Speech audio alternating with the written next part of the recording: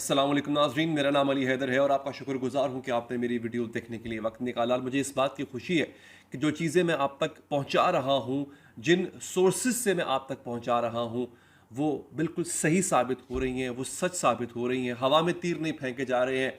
ख़बरों का हवाला देता हूँ, अखबारों का हवाला देता हूँ, मीडिया आउटलेट्स का हवाला देता हूँ, अथॉरिटीज़ का हवाला दे के आपको बताता हूँ कि फ़लाँ ने ये बात की है। मैं देख रहा हूँ आजकल सोशल मीडिया पे बहुत सी खबरें, बहुत से यूट्यूब चैनल्स पे खबरें जा रही होती हैं। इसराइल ने ये कर दिया, गज़ा में ये हो गया, फ़लस्तीनी मुजाहिदीन ने ये कर दिया, वो कर दिया। बस थंबनेल होता है, क्लिक बेट होती है, जिसमें आप लोगों को सिर्फ अट्रैक्ट करने के लिए सब कुछ किया जाता है, अंदर कुछ नहीं होता। दोस्तों, इस वक्त सूरत हाल ये है कि जो सबसे बड़ी चीज़ हुई है, जो सबसे अहम चीज़ हुई, वो ये हो रही है कि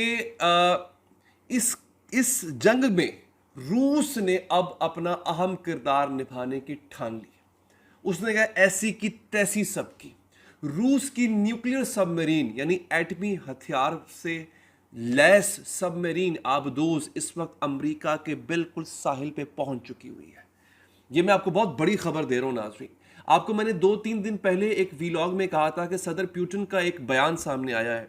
बहुत से लोगों ने इसको लाइटली लिया और मुझे अफसोस इस बात का होता है कि हमारा मेन स्ट्रीम मीडिया तो इतना एमेच्योर है, उसे पता ही नहीं है हो क्या रहा है। फजूल किस्म की खबरें दे रहा होता है टेलीविजन के ऊपर।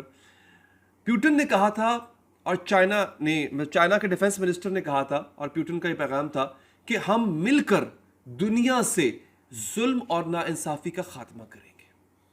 अब मैंने आपसे तब कह दिया था कि रूस अमेरिका पे किसी ना किसी तरह से अब चढ़ाई करने का प्लान कर चुका हुआ है या किसी अमरीकी असासे को टारगेट करेगा। इस वक्त खबर यह है कि रूस के बहरी जहाज, जंगी बहरी जहाज और रूस की जो न्यूक्लियर सबमरीन है जिसका नाम है काजान यासिन, इसे कहते हैं ये न्यूक्लियर कैपेबिलिटी वाली सबमरीन है जिसके अंदर जो है वो न्यूक्लियर हथियार लैस किए गए हैं।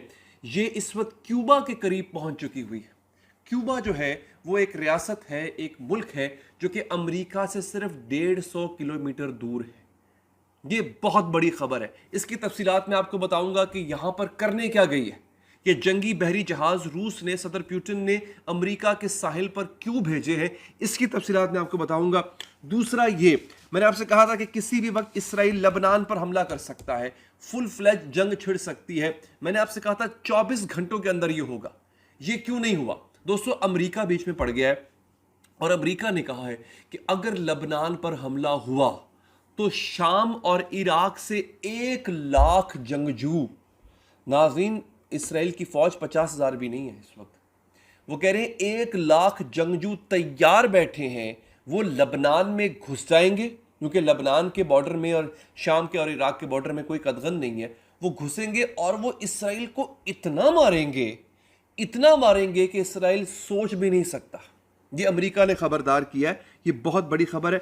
इसके हवाले से मैं आपको बताऊंगा। दोस्तों, तीसरी बड़ी बात, हज का महीना है। अल्लाह ताला सबको हज पे जाने की तौफीक अता फरमाए। दोस्तों, हज के महीने के अंदर इस वक्त सऊदी अथॉरिटीज़ ने मना कर दिया है कि आप हाथ उठा के खाना काबा के सामने, मदीना मुनव्वरा में रोज़ा रसूल पाक सल्लल्लाहु अलैहि वसल्लम के सामने आप हाथ उठा के गज़ा वालों के लिए दुआ नहीं मांग सकते। लगा ना झटका, दिल पर झटका लगा। ये पहले भी यही बात हमें सुनने को मिलती थी कि मना किया जाता है। बाकायदा व्हाट्सएप ग्रुपों के अंदर हुज्जाज कराम को ग्रुप मैसेज, आपको पता है जब हज पे जाते हैं, उम्रे पे जाते हैं, अगर आप किसी ट्रैवल एजेंसी के साथ हैं तो उस ट्रैवल एजेंसी का एक व्हाट्सएप ग्रुप बना होता है। उसमें तमाम हिदायत, तमाम इंस्ट्रक्शंस दी जाती हैं। बाकायदा मना किया गया कि आप ये काम नहीं कर सकते, आप अहले गज़ा के लिए दुआएं नहीं मांग सकते हैं। ये अफसोस का मकाम है। इसकी मैं आपको वीडियो दिखा देता हूँ एक। वो वीडियो देखने के बाद फिर आप लोगों ने नाजरीन फैसला करना है कि क्या वाकई ही हम उस मकाम पे पहुंच चुके हुए हैं कि जिसका पहले जिक्र किया गया था कि अहले अरब जो हैं वो यहूदो नसारा के हाथों बिक चुके होंगे।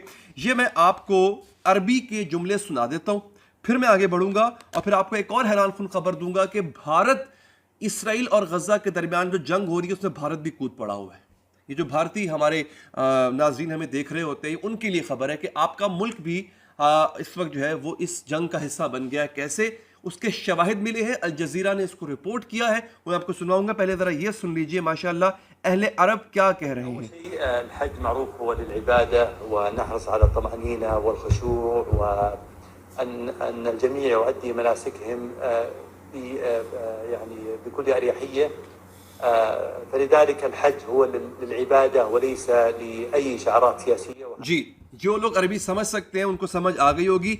ये बाकायदा हरमैन शरीफैन का जो ऑफिशियल ट्विटर अकाउंट है वहां से ट्वीट किया गया है। इसकी फोटो भी आप देख सकते हैं।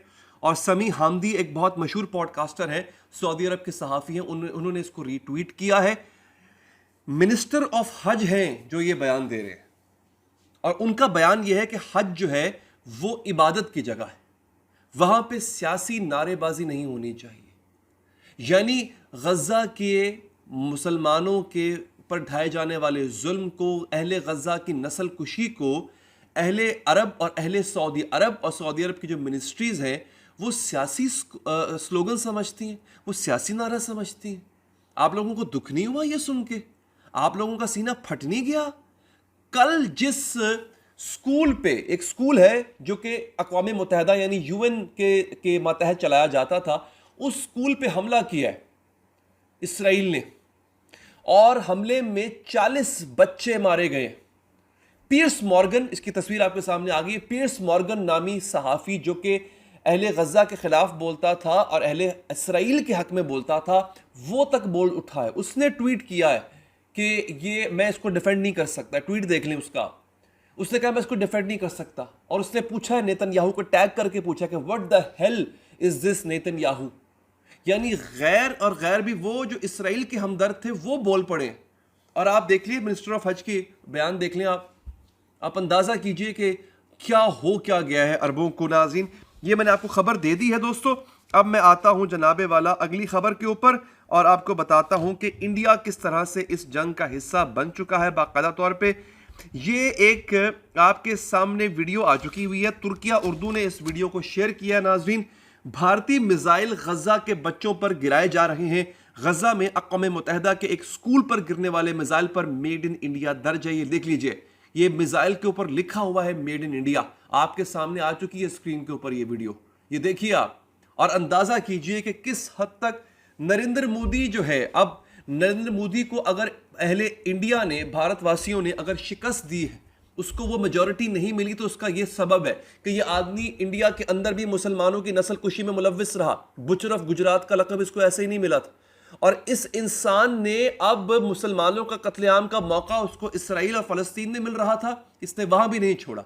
ये इस कदर खून पीने वाला जानवर बन चुका है जो इस वक्त भारतीय मुझे देख रहे हैं, और आपने बेसिकली तो आपने नरेंद्र मोदी को रिजेक्ट किया।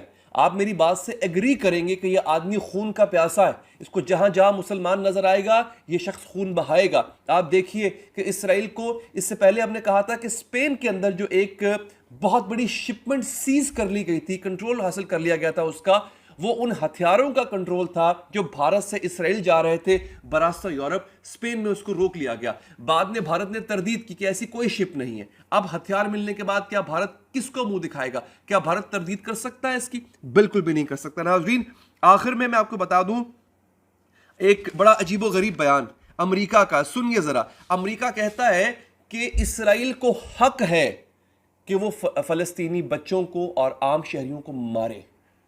आप सोच लीजिए कि अमेरिका का क्या अंत नहीं आने वाला।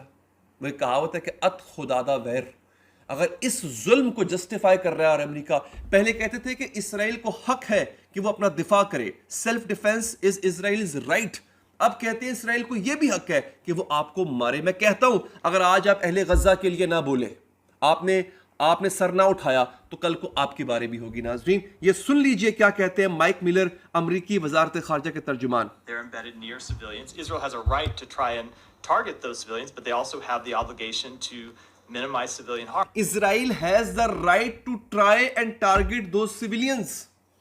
ये माइक मिलर कह रहा है, अमरीकी वज़ारत ख़ारजा का तर्जुमान कह रहा है कि इसराइल के पास पूरा हक है कि वो इन सिविलियंस को मारे। आप यहीं से अंदाजा कर लें। अब मैं आपको आखिर में उस खबर का खुलासा दे देता हूं जिससे मैंने आगाज किया था कि रूस जंगी बहरी बेड़े लेकर क्यों पहुंच चुका है इस वक्त अमेरिका की हदूद में।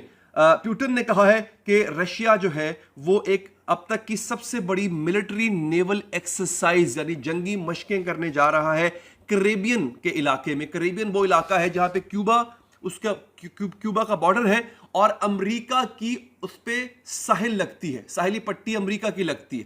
सिर्फ 150 किलोमीटर, 150 किलोमीटर कुछ भी नहीं होता दोस्तों, 150 किलोमीटर की दूरी पे रशिया न्यूक्लियर सबमरीन के साथ बैठा होगा, जंगी जहाजों के साथ बैठा होगा। ये पैगाम है अमेरिका को कि अगर चाइना को तुमने धमकी देने की कोशिश की, देखिए चाइना ने कहा है कि मैं ताइवान पे किसी भी वक्त हमला कर सकता हूं, अमेरिका ने कहा कि इसके नताइज होंगे। अमेरिका ने जापान को जो है वो उकसाया कि तुम बयान दो, जापान ने कहा मैं भी अपने बहरी बेड़े भेज रहा हूं चाइना के खिलाफ, अमेरिका के कहने पे। इधर रूस ने अपने बहरी बेड़े अमेरिका की तरफ भेज दिए कि अगर चाइना को किसी भी तरह का नुकसान पहुंचाने की कोशिश की अमेरिका ने, इधर से रूस खड़ा हो जाएगा। मैंने आपसे पहले भी कहा था दोस्तों, गो के ये काम, ये प्रोसेस बड़ा आहिस्ता आहिस्ता हो रहा है, लेकिन हम एक खुदा न खास्ता आलमी जंग की तरफ जा रहे हैं। ये जो फ़लस्तीन और गज़ा से निकलने वाली चिंगारी है, इस आग ने सबको अपनी लपेट में ले लिया है। मैं अपने अगले व्लॉग में आपको बताऊंगा दोस्तों कि लबनान पर अगर हमला होता है तो ईरान किस तरह से इसमें कूदेगा, ईरान की प्रॉक्सीज कहां कहां मौजूद है, ईरान ने कहां कहां पे अपनी प्रॉक्सीज जमा कर रखी हैं कि जैसे ही लबनान पे हमला हो वो सब एक तरफ से, एक चारों तरफ से इसराइल पे हमला करेंगे। कैसे, इसका जिक्र मैं अगले व्लॉग में करूंगा। उसके लिए चैनल को लाजमी सब्सक्राइब कीजिए। नाजरीन, अपना ख्याल रखिए। अल्लाह ने के बाद।